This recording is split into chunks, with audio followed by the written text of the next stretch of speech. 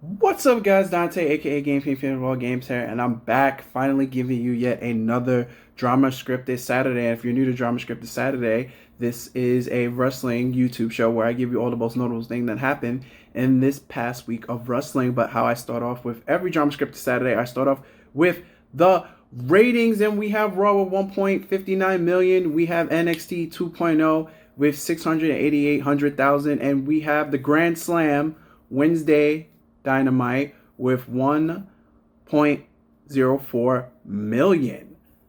So, hopping right into it, some more CM Punk news. This rumor is coming out of PW Torch from Wade Keller. Apparently, the rumor what's going around is it's looking like CM Punk. This is a rumor, keep in mind rumor. It's looking like CM Punk looks like he's going to be finished with AEW, and there's speculation to even going back like he's not going to get released. AEW is going to buy out his contract. Keeping speculation that this is all rumors. Nothing has been confirmed. Like I said, this rumor coming out of PW Torch. And for those of you who don't know, the difference between a release and a buyout is a release is, almost indirectly like you're fired. So you're released from your contract. They pay you whatever was paid, and then you get released. You receive no more money. A buyout is where the vast majority or of all of the money that was still left on your current contract for how many years were left, you get all of that. So if CM Punk walks away with a buyout, CM Punk just earned the vast majority of his whatever was left on his contract, and still it doesn't have to work. That would be amazing. That's wow. Like usually in this business, you just get released. CM Punk is gonna get it. It's like I said, the rumor looks like he may get a buyout, which is crazy. Still no update on what's going on with Kenny Omega and the Young Bucks. They are still indefinitely suspended, and there's no time frame or anything of when the suspension will end. So no clue for you on that. Other highlights from the Grand Slam. We have Jon Moxley as the first ever 3-time AEW World Heavyweight Champion. And now thinking in retrospect, I think at this point, with all the injuries that's happened to Punk within under the last 8 months and all the circumstances, they should. I mean, if Tony Khan would have thought it would have played out this way, they were just better off just leaving the title on Hangman Adam Page instead of it, due to injury and stuff, get bounced around. But we got a hell of a tournament out of it, and we got a hell of a main event between Jon Moxley and Daniel Bryan out of it. So yet again, Jon Moxley is on top of AEW, which is a good thing and always a very, very entertaining thing. Another AEW news, Saraya, which for the most of us know as Paige, has debuted on AEW. Wow. I didn't see that coming. You guys probably didn't see that coming, but I didn't see that coming either. So we have Paige, or Saraya, she's gonna use her real name. She's on AEW. And from other crossovers, Bobby Fish showed up on Impact. Bobby Fish showed up on Victory Road. So Bobby Fish is on Impact now.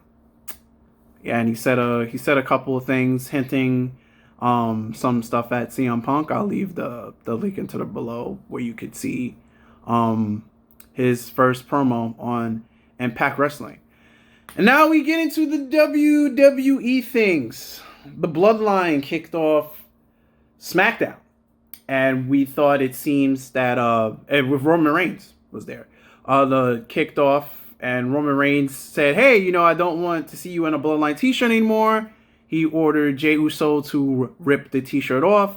It looked like they were going to turn on Sami Zayn, and then Roman Reigns presents him with an honorary Uce t-shirt. I flipped my shit when I saw this t-shirt. I was like, wow. And then you saw the reaction on Sami Zayn's face. He was like, oh snap, I'm finally accepted. Like, I have my own t-shirt. It has the SZ, and it says honorary Uce, and it's in black and red. The same day as they debuted their black and red We Are the Ones new merchandise. That was crazy.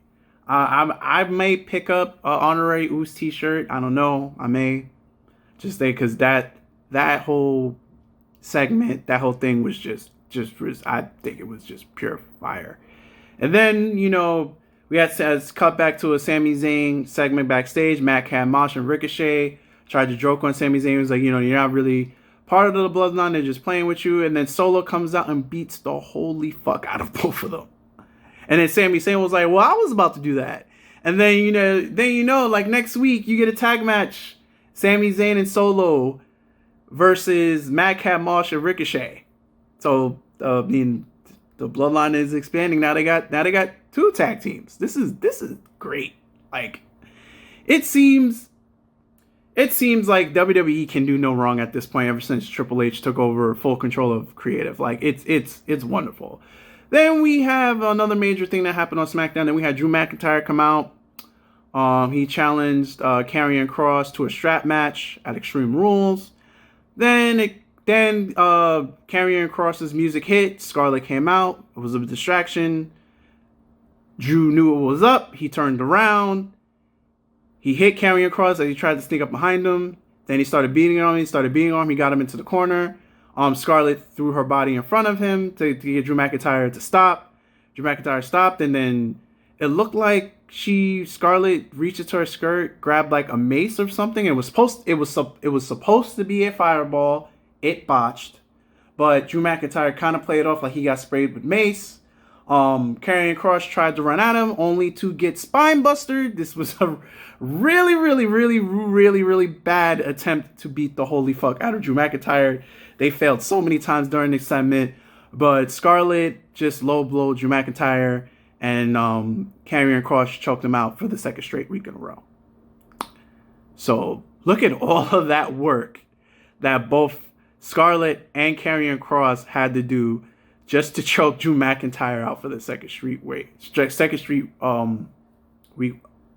in a row.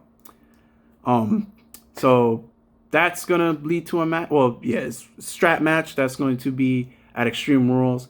Can't wait to see that. And then we go on to the main event, which was the Usos versus the Brawling Brutes.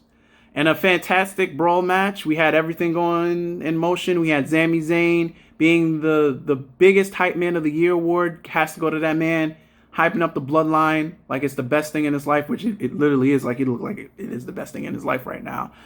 Always trying to give a distraction. Jay getting mad because Jay is like, you know, the jealous child or whatever, even though he doesn't technically even have to be jealous of Sami Zayn since they're currently on a 432 tag team title reign. Really doesn't make sense. He just doesn't like Sami Zayn. That was in play when it looks like the Brawling Boots were going to go over clean against the Usos. Imperium got involved to build up, you know, Sheamus's and Gunter's Intercontinental match that's going to happen next week on SmackDown.